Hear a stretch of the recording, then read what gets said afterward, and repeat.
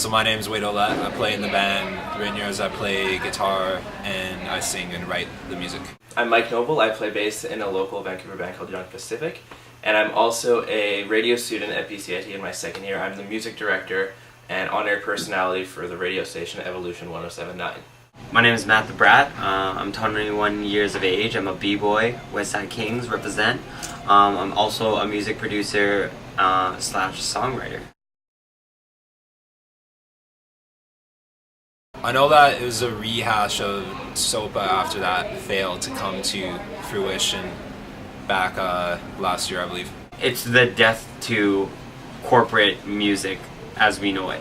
That's what internet's doing. The internet is the knife that is being driven into the corporate sides of labels. Done a bit of research and heard about it, and nothing too crazy in terms of research, but I know my stance on it, which is I am not for it. I think it's a necessity when it comes to success in modern music. I mean, if you consider like the pop stars of today, like how do they get noticed? Like Justin Bieber is the best example. As much as you love him or hate him, he never said never. Not necessarily illegal downloading has affected us because everything we released has been free, so there really is no way to illegally download it, but downloading in general will play a big part of the release of our album next year. You have to have a really loyal fan base now because everything is for free. Publicity and getting your music out there is like everything for an artist. Now when you go out to artist shows, they're gonna have to give you 110% every single time because that's how they're making their money. That's how they're getting their fan base. It's not until you hit, radio where you actually start thinking corporate and you start thinking LPs and making money off it. I am for the downloading of free music because, it's sharing art, right? For me, being an artist, I'd have to say I'm a fan first. And I think that the internet is, overall, I see the pros rather than the cons. Well, I'm definitely for it because I think we would have no sort of traction, and when we do release our album, I don't think we'd be able to get any sort of traction without downloading unless we were part of some major record label, which back in the day that was really the way of getting your music out. You had to have a lot of money behind you and you just advertise the shit out of everything. I don't think so because I think the generational gap is at play. I do truly think that's what it is. It's the old people wanting to cash in as much as they can on the younger generation, and the younger generation saying, no, you don't know how things are right now. I don't think there's an easy solution, but certainly, suing the crap out of people who download music is not it. I think major labels will fall as a result, and the old industry model is changing completely, and really the best solution is just find new ways to work with what we got. Because obviously the internet's not going anywhere, and illegal downloading isn't going anywhere. Anything I think we put out digitally would be free, just because it just makes so much more sense for a new band like us to, get people to hear it, and I'd rather them hear it and have them, purchase the physical copy if they want that, rather than,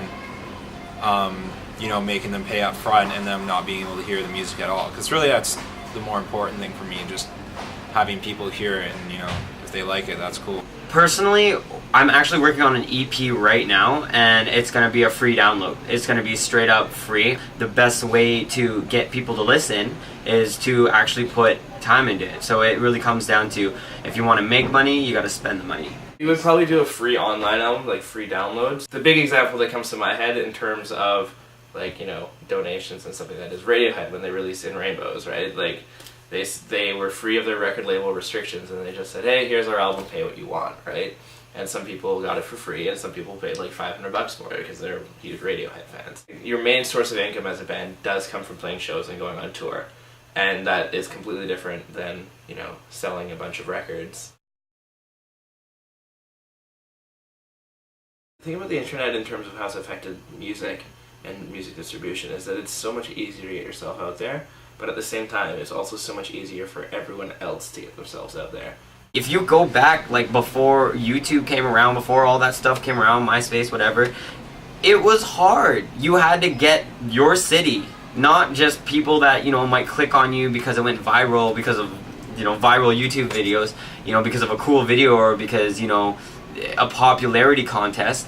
You had to win by sheer talent. If we were the same band we are now, but it was back 20 years ago, before the internet, I don't know if I'd be as excited to release it, knowing that as many people might not hear about it if we didn't have the kind of support behind us. There's definitely more motivation to actually finish putting that out, knowing that we have the avenues that we do, like the internet, social media, and kind of everything to do with that. My singer's roommate is a guy named Cyril Hahn, who has recently completely exploded, and he is the prime example of a producer.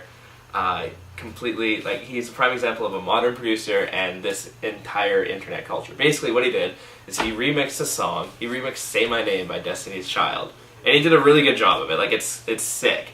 But he posted it, one blog reposted it, and within a week it got to number one on the front page of Hype Machine.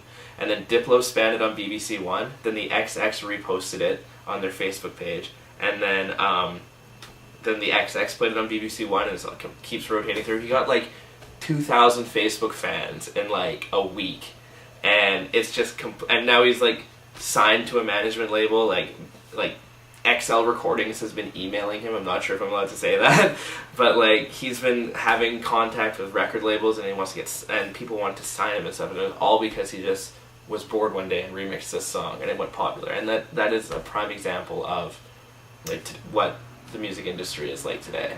The way that we look at it from back then is what, you know, media has stuck in our minds is, you know, you have to put $1 million into this one video, you have to put this X amount of money into this one artist, into the one album. Now it's kind of like it's depleting that, you know, and it's really showing an artist rather than the effects now.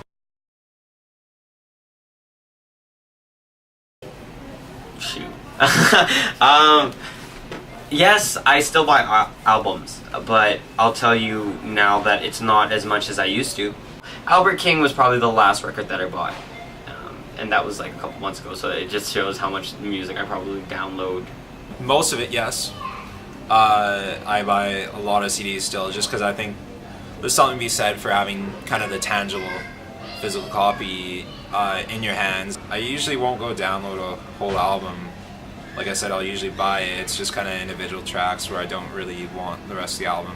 I purchase a lot of local music, but some of my favorite artists like Arcade Fire and like The National and stuff like that, like I have downloaded their albums, right? Like it's, you know, they won't suffer if they don't have my $10. I think that's why The Peak is being so successful, is because they do strive to seek out artists that you wouldn't normally find, and their whole mantra is like, we're gonna play you this new music, and like this is how you're gonna find new music, right? But in terms of radio stations like the Fox, they're not doing so well, and I personally think it's because they play music that people can just be like, oh, I can listen to that on my iPod, right? And I think Rock 101's doing well. It's because people in their demographic don't know how to use iPods. Well, for the technology side, I can see that CDs might be vanquished. They might be done.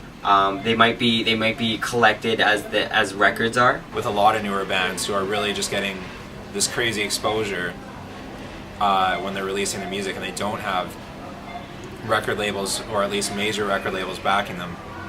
So I think we'll continue to see that, maybe in a greater form. And I think the few record labels that are left, I think they're down to 3 now. I think those will be out of the picture soon enough. For hip-hop in general, you see a lot of artists become their own label. As long as big bands make money, as long as like Coldplay and U2 are still making money, there will be record labels. I was having an interesting discussion with a friend, and he was saying that record labels in the future are going to be like Walmart and Starbucks. Like, they're just going to expand over everything, and that's how they'll be financed. But like, there will always be record labels, will always be independent labels and stuff like that, and there will always be like vinyl. As silly as that sounds, everyone just loves vinyl. And digital is going to be the way to go in terms of distribution. Like, it's hard to avoid the fact that everyone is connected to the internet at any given time. Like, you are literally like an app click away from getting a song. I don't think anything's going to change, so it's best to work with it as it progresses.